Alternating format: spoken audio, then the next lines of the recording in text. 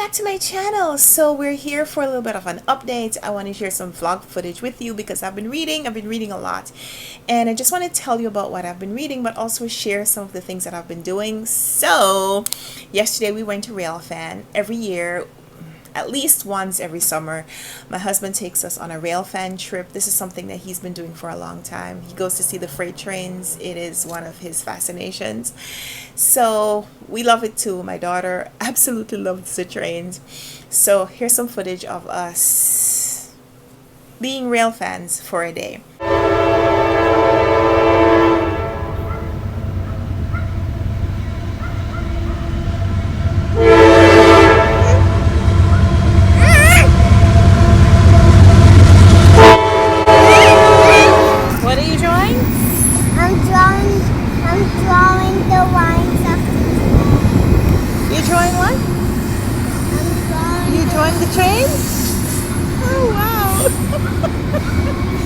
My little artist. Very nice. Wow, good job.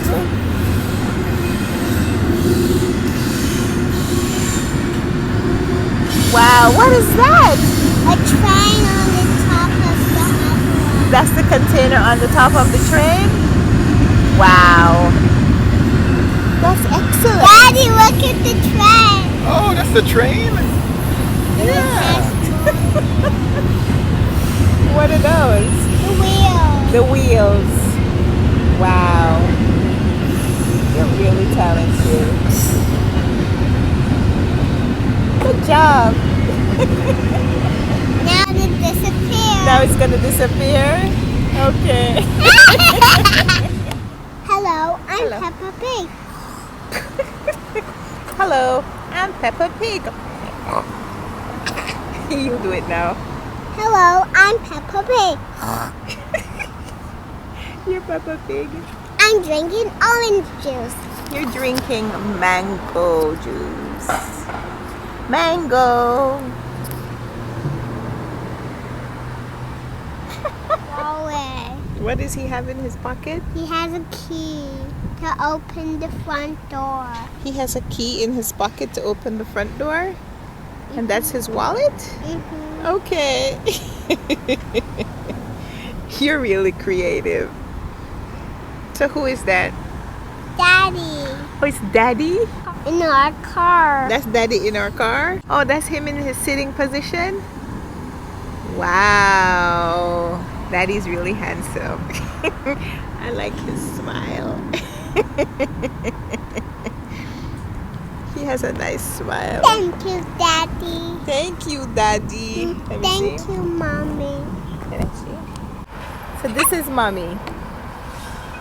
That's Mommy? Yes, you have that hair. I have that here. And you have a little belly button on you.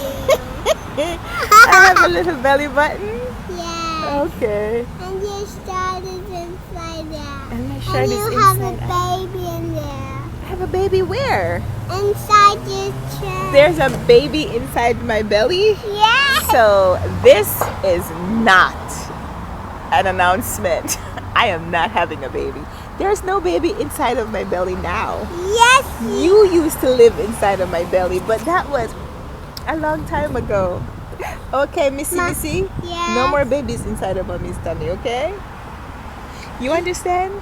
Yes, there was a baby. No, there's no baby.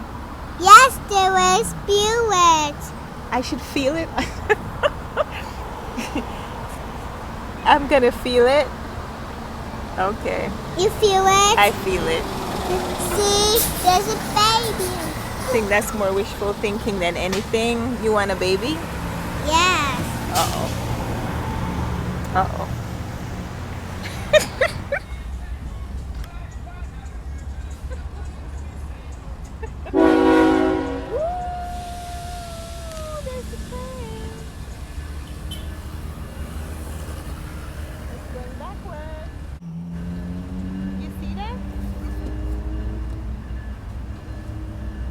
And of course, while we're there, I got some reading done. This is a book that I finished. I finished Maltese Falcon by Dashiell Hammett.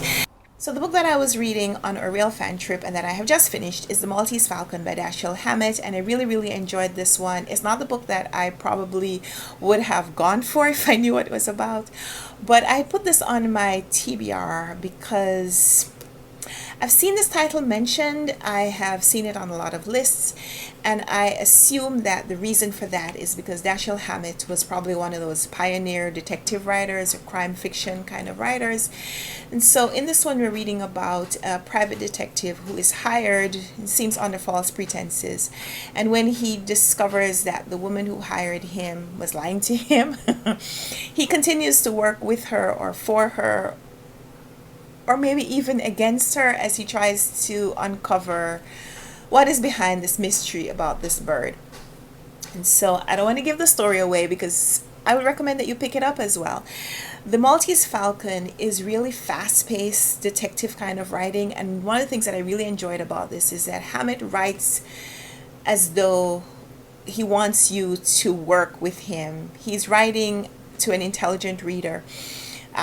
He gives you a story, he gives you conversation without a lot of background, and then just in case you didn't quite get all the nuances, he fills in some of that in conversation later. But he's not spelling it out before the character, before the detective uses the information. So we see the information being uncovered, but we don't always know the motives until later when Sam Spade, the detective, when Spade is using that information with another witness or in a conversation with someone else. Really enjoyed that. Of course, there are some things that date the book, like the way Spade talks to his assistant, a woman named Effie Perrin. And you could tell that she's a sidekick. Every time her name is mentioned, we get her full name, and he calls her, or the author refers to her as girl in some ways, even though she is a pretty important character.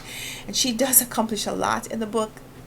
There's a lot in the book that kind of dates it, where you see people using payphones and moving around to solve crimes as opposed to using surveillance videos nowadays, and cell phones. So I really like the book, set in the 1950s thereabouts, and I really enjoyed it. There's a little bit of history in it, and I love that. I love books that teach me something, even if that thing may be fictional.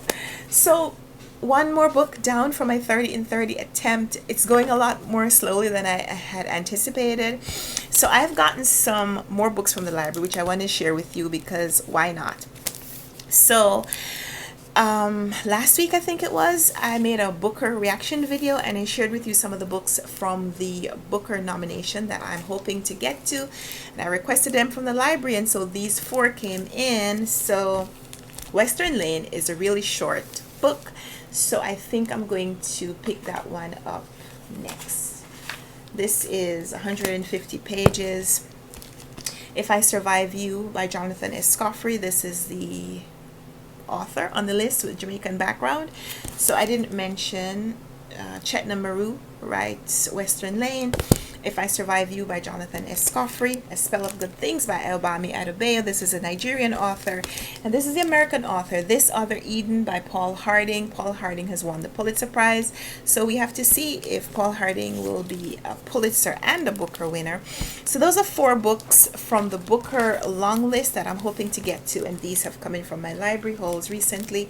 I also got 3 other books that I'm going to share with you. I'm hoping to read very soon. Celestial Bodies by Joka Al-Harti. This won the International Booker in 2019. I can't remember now who I saw mention this book, but I think it was Britta who showed me a copy of Brickmakers by Salva Almada, translated from the Spanish by Annie McDermott. So I requested a copy from the library, and that came in. So very excited because this is also a pretty small volume. And conversation I was having with someone recently. I was having a conversation with my husband recently, and we were talking about this, how the United States got their shapes. And so there is a series, I think, on the History Channel mentioned right here, but there's also a book. In our conversation, I said to my husband, we should watch the video. And then when I looked online, I said, oh, there's a book. I said, it's probably more likely that even though it will take more time, that I'll probably more likely read the book. So I requested this from the library. So How the States Got Their Shapes.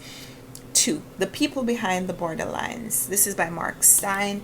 And so those are some books that I have gotten from the library recently, and I'll chat about them in an upcoming video. So for now, this is a short one, only one book to talk about in this video, but we'll be back soon with another video where I talk about more books that I am reading, hopefully on my way to reading 30 books in 30 days. So thank you so much for watching. We'll be back soon with another video, and until then, happy reading. Bye. So we're in Ridgefield Park, New Jersey. We came here to Railfan. This couple across the street came to ask my husband to help them with their car. I don't know how they know that he is a car guy, but they're having some trouble changing the tire on their car. So they came to ask for help.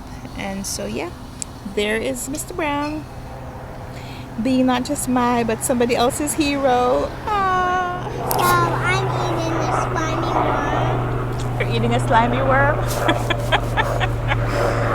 You're so pretty. Is your worm good?